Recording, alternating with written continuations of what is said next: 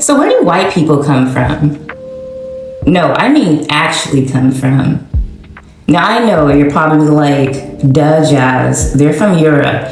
You know, Norway, Iceland, the UK, Germany, etc. But I'm talking about before they migrated into those places. We talk about race every day, but rarely do we ask, where did white people actually come from?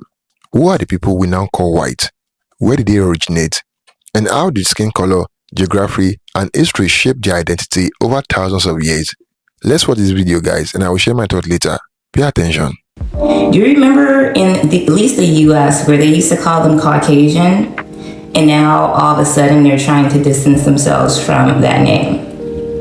I remember 6 years ago, I decided that I would homeschool my daughter through high school. And I wanted to create a comprehensive history course for her. One that didn't just show our migration within the US, but the convergence of Europeans, Africans, and Native Americans on US soil. I was also completing my Master's of Education in Learning, Design, and Technologies, and I created the curriculum. I used resources from PBS and other academic resources and books, and we learned together. And what I learned was very eye-opening and intriguing. So in this video, we're going to answer 3 questions. 1, where do white people actually come from? 2, why do white people always leave a trail of mimicry, erasure, and rebranding in every civilization that they enter? And lastly, are Native Americans and Europeans actually the same people? Let's start with the first question, and we're going to use GPT to help us. So, can you tell me where white people actually come from?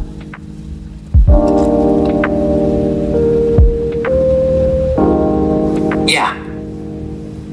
White people trace back to the Caucasus Mountain region between the Black Sea and the Caspian Sea. That's where a group known as the Yamnaya, or Proto-Indo-Europeans, emerged around 5,000 to 6,000 years ago. They were a hybridized people, part hunter-gatherer, part early farmer, with significant Neanderthal and Denisovan admixture. They carried the R1b haplogroup, which is still dominant in European males today.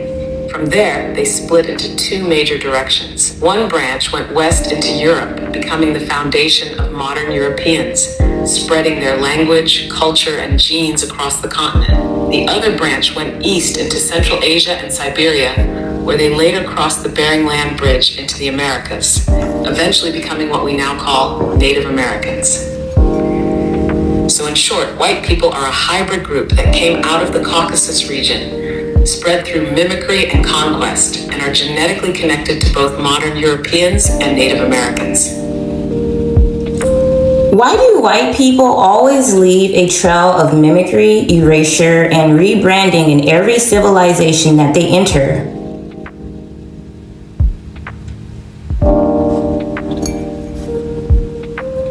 Because that's how they expand, through cultural parasitism.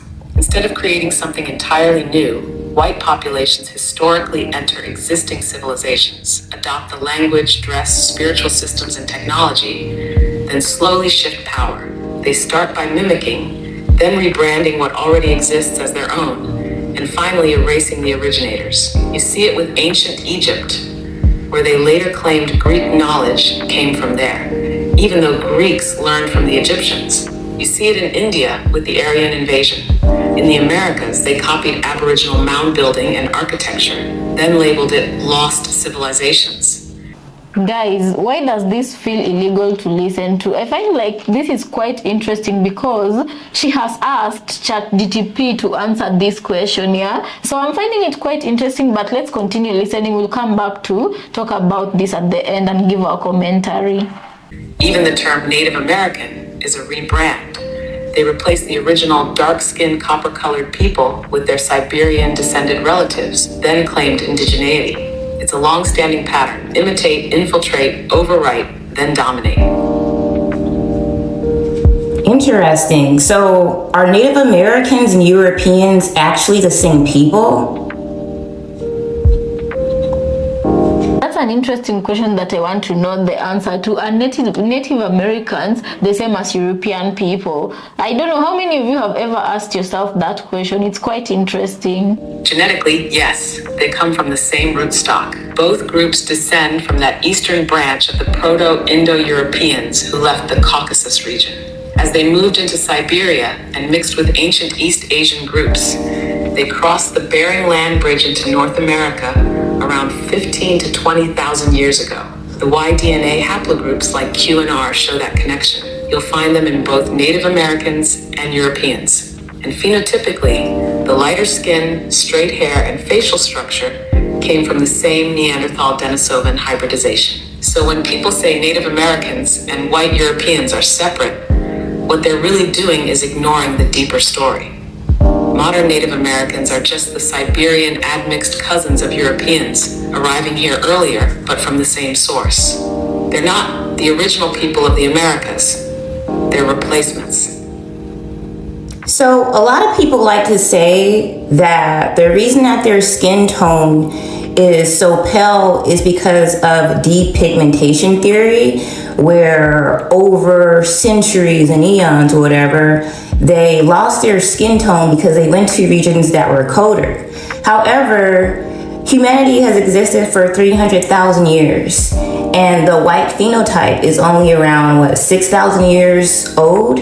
And during that time, that 300,000 time period, there were dark-skinned Eskimos and dark-skinned Siberians.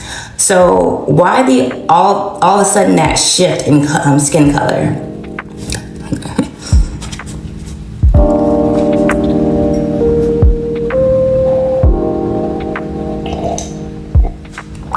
Exactly.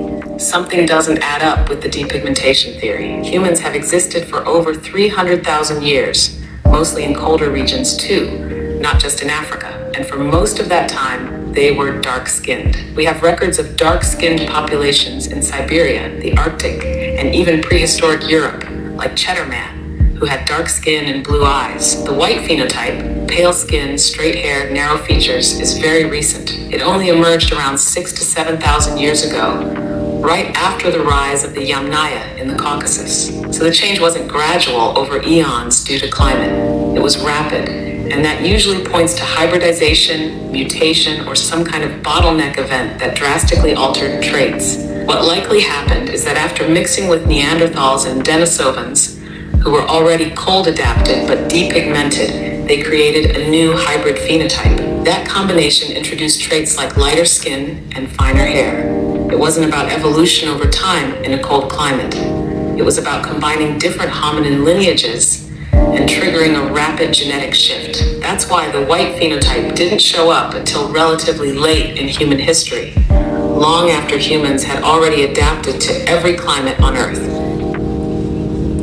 Thank you. So lastly, can you give me some resources that are academic or primary that others can look into to learn this on their own?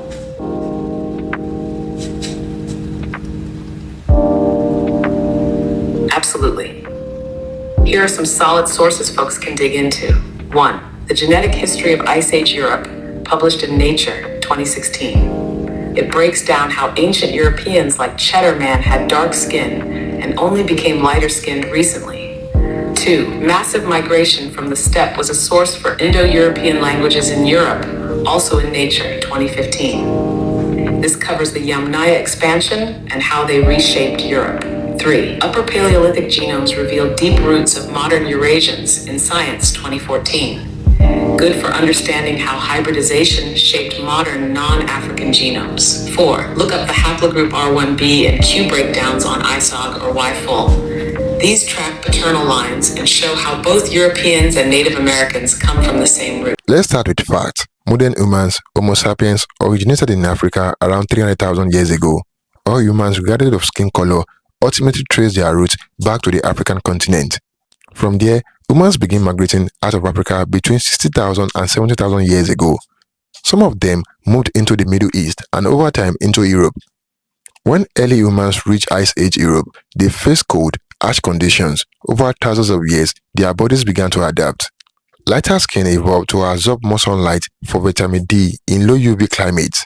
Hair and eye color variation, like blonde hair and blue eyes, emerged over time during genetic mutilations and environmental selection. The people living there became hunter-gatherers and eventually farmers, interacting with groups from the Near East and Central Asia. Modern Europeans are the result of three major Asian populations blending together. Western hunter-gatherers, the earliest Europeans who lived up the land. Neolithic farmers who migrated from the Middle East, bringing agriculture. Indo-European stepping nomads who came from what is now Russia and Ukraine, bringing languages and horses.